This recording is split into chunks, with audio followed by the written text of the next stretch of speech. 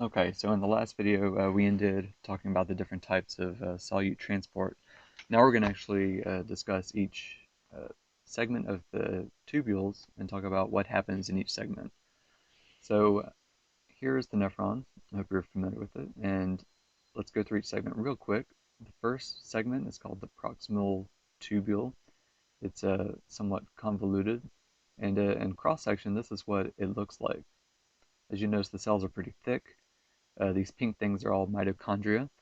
So I hope that's a clue that these cells are very metabolically active. So if you can imagine all of the sodium potassium ATPases that are on the basolateral side, they're very active to drive reabsorption, and that's why there's so many mitochondria there. Also notice on the apical side, it's really roughly here. That's really representing what's called the brush border. These are microvilli that are there to really increase the surface area of the proximal tubule. So I hope you're taking away from this that the proximal tubule, these cells are machines for reabsorption. That's their main job. After the proximal tubule, we get to the loop of Henle, which, look, these guys are thin. They don't have a very big brush border, and we'll get to their function as we move down the tubule. The next section is the distal convoluted tubule. There's a very small microvilli, and they have a few mitochondria. Some absorption takes place here, and then we get to the collecting ducts, which have these large cuboidal type cells, and they're sort of involved in the fine tuning of the urine, and you'll see what that means once we get to the end of this one. So why don't we just start at the very beginning at the proximal tubule and go through it in sequence. Okay, so this is a cartoon representing the proximal tubule and all the transport that occurs here. So some important facts to know is that the proximal tubule reabsorbs about 67% of all the filtered sodium and water. So that's a pretty decent amount. That's a lot, and most of the sodium is reabsorbed by this co-transporter here that brings other stuff with it. So there's co-transporters for glucose, for amino acids. There's one that for phosphate and lactate. So these are all things that are going to be filtered, but we don't necessarily want to just excrete all of it in the urine. So your kidney is going to hold on to the majority of it, and it reabsorbs it in a co-transporter with sodium. Remember, the concentration of sodium is going to be very low, right? Because your sodium potassium ATPase is working like crazy to keep sodium low inside the cell by dumping it out on the other side. This is why the proximal tubule needs so many mitochondria because it's doing so much work and so much reabsorption. Also, there's a counter transporter where sodium will come into the cell in exchange for a hydrogen ion because it will combine with bicarbonate to form water and CO2. And this can be reabsorbed. The CO2 just moves across the membrane, and eventually they split back up again, and bicarbonate is reabsorbed as well. So the proximal tubule is also involved in reabsorbing bicarbonate. And we go into more detail on this in the acid-base lecture, but it's worth mentioning right here since we're here. Also, remember how in the last video I mentioned these leaky tight junctions? This allows the paracellular movement of other ions, so like chloride and also water. They will follow the movement of sodium through this portion. So the paracellular transport of chloride and water will follow the sodium.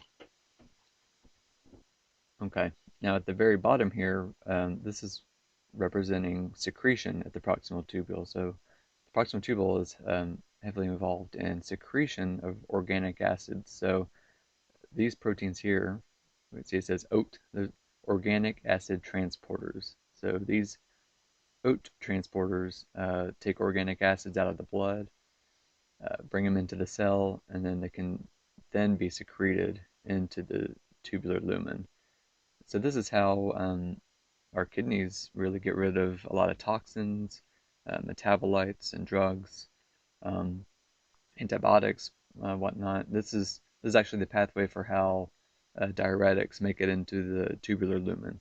So, in addition to being a reabsorption powerhouse, the proximal tubule is also the default secretory powerhouse. Okay, so now's a good time to mention something called glomerular-tubular balance, and this is a concept that ensures that that fraction of 67% reabsorption of sodium water will always occur no matter what the GFR actually is. Um, this is kind of a interesting concept. It's all based on the fact that that peritubular capillary, right as it comes out of the glomerulus, it's hugging the tubule. Remember, it's sitting right there. So let's say all of a sudden the GFR suddenly increased, and all of a sudden you're filtering a lot more fluid, so there's a lot more sodium and water now in the lumen that wasn't there before. Well, if you just filter a lot of plasma, remember proteins are not filtered, so proteins will be left behind in the capillary, and so that high protein uh, concentration in the capillary will actually increase the plasma oncotic pressure. And because you just filtered a lot of sodium and water over here, it's probably going to have a low uh, capillary oncotic pressure. So the low, low capillary hydrostatic pressure. So, low hydrostatic pressure and a high oncotic pressure will increase the driving force for reabsorption of salt and water. So basically this will ensure that about 67% will be reabsorbed no matter what the GFR is. Likewise, if you're actually volume depleted or volume expanded, that could overcome this balance and drive reabsorption even more than normal. So if you're in the desert and you're volume depleted or vomiting and don't have access to good solute and water intake, you'll have the same effect. So this peritubular capillary, the oncotic pressure will be high, hydrostatic pressure will be low, and that will drive reabsorption of sodium and water back into the capillary. And so the kidney will be in a resorptive state. And a lot of this is going to be happening at the proximal tubule. Okay, so we've now moved on to the loop of Henle and transport that occurs there. Specifically, we're at the thick ascending limb because it's probably the most important piece. That's what this TAL stands for.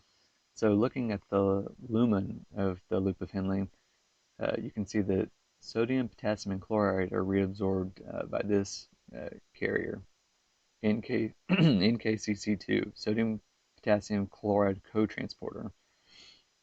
That will bring sodium, potassium, and chloride into the cell. Of course, on the basolateral side, we have sodium, potassium ATPase moving sodium outside of the cell and potassium into the cell. So it's going to keep potassium high inside the cell. It's going to keep sodium low. All right, I hope you see a theme here. But it also has this apically located potassium channel called the ROM-K channel. And so it's open, and if potassium levels are high inside the cell, which they should be, it will allow some potassium to leak out of the cell. Okay, so as potassium leaks out of the cell, it will actually make the cell positive on the outside compared to the inside. It'll be more negative on the inside. This is kind of interesting in that it will actually drive reabsorption of some of these positive divalent cations like calcium and magnesium. And this will happen through a paracellular pathway. So to recap, so sodium is absorbed, of course. So about 25% of the filtered sodium is reabsorbed here. Some potassium gets reabsorbed. Some chloride goes with the sodium, of course, and some calcium and magnesium are reabsorbed. Really, and that's driven by this positive charge in the lumen.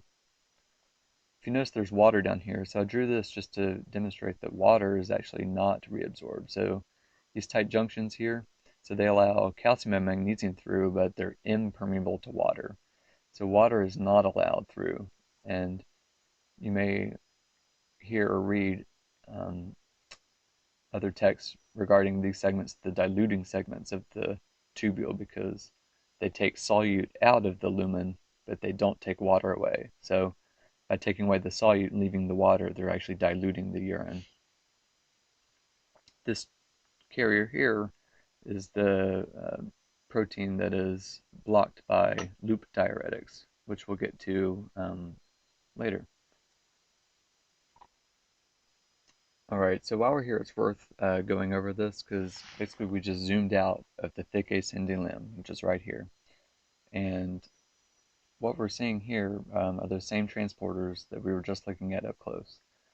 And the main function of those transporters is to contribute to a concentrated interstitial osmolarity. And so the interstitium, remember, this is all the tissue that's in between all the tubes, in between all the tubules, and up near the cortex, the interstitial osm is about 300, which is close to normal, but as you go deeper and deeper towards the medulla, look, it gets more concentrated, 600, and even at the lowest point, 12,000. This is accomplished by those NKCC2 transporters that are pumping sodium chloride into the interstitium. It's also formed by urea, so 50% of it comes from urea, the other 50% comes from sodium chloride. And once this is established, it will facilitate water reabsorption, and that's done through the collecting duct on this side and the presence of ADH, and we cover that in a different set of videos. But what's important to recognize is that this purple here that I'm putting outside the tubule, that's representing that it's impermeable to water. However, the descending limb of the loop of Henle is permeable to water. The ascending part is impermeable to water, but it pumps out all that sodium chloride into the interstitium. So as you can imagine, so let's say, remember the osm here is about 300, here it's 600, and here it's 1200. This side's permeable to water, but it's not permeable to sodium chloride. So water is going to leave the tube here because it's going to move towards its osmotic gradient from a less concentrated urine to a more concentrated interstitium. So as this urine moves down to the bottom of the loop, it's going to get more and more concentrated. This water that's taken out of the descending limb is going to get reabsorbed by the vasa recta, which is leaving the kidney here. So what this does, it's kind of cool in that it concentrates urine as you get deeper, and then it will dilute it out as you come back up towards the cortex. But all at the expense of putting a lot of solute into the interstitium, which is critical for reabsorbing water over here in the collecting duct. We're not going to go over all these details here because we cover that in another set of videos. But it's important to understand just that sodium chloride reabsorption in the thick ascending limb is what makes all of this possible.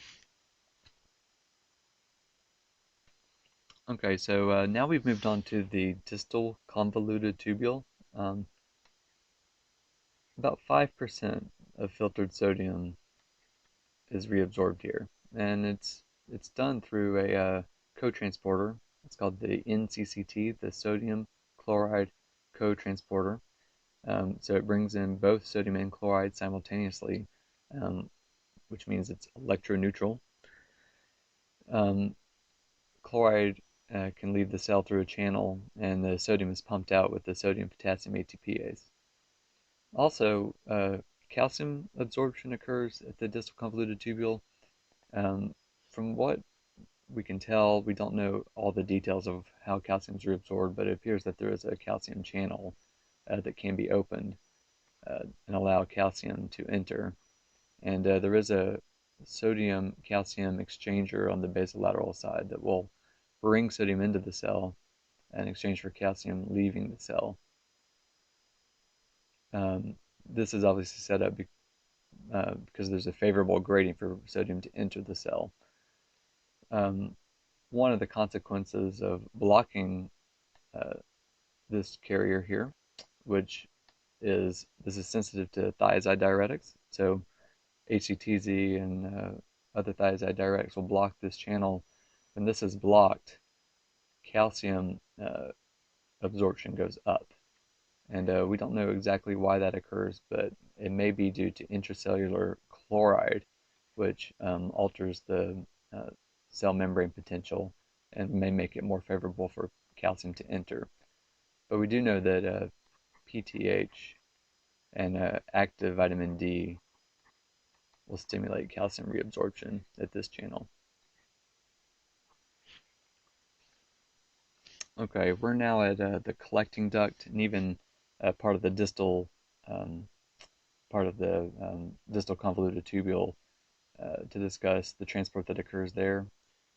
Most of what is on the slide we're actually going to cover in the potassium lecture and also the acid-base lecture, so I'm not going to go over all the details.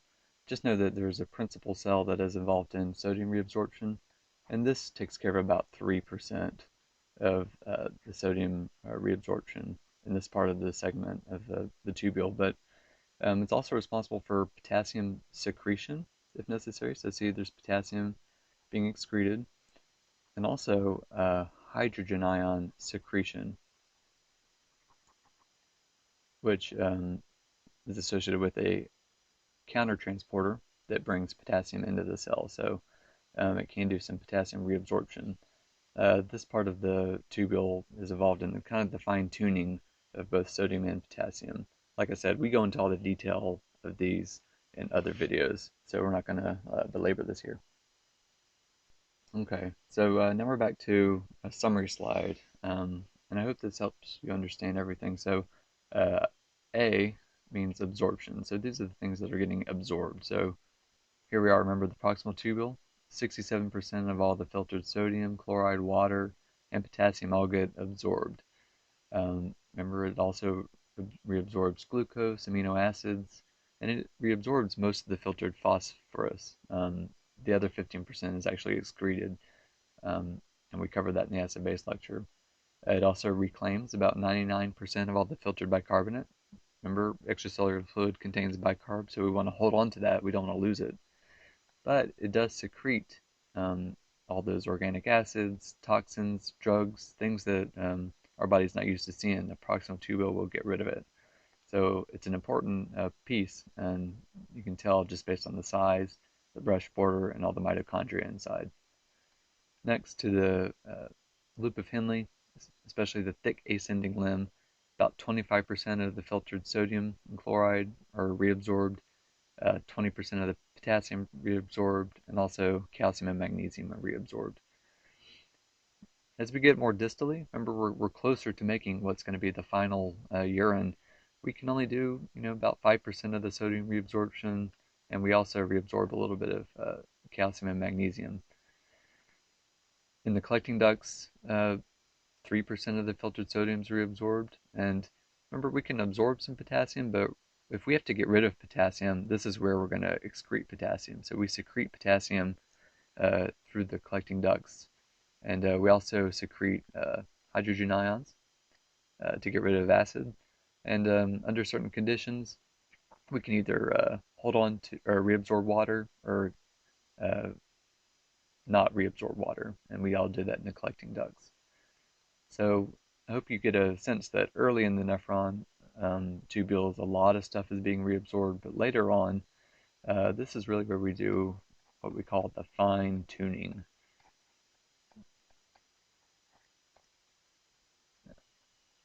Mainly in terms of potassium and sodium. So if we're really volume depleted and we need salt, all of these segments are going to be firing, trying to reabsorb sodium. Likewise, if we're hypokalemic, we're going to be holding on to potassium and not secreting it. But if we're hyperkalemic, we're going to be secreting potassium. So these are the segments where all that fine tuning occurs. All right, and that concludes this video on tubular functions, including reabsorption.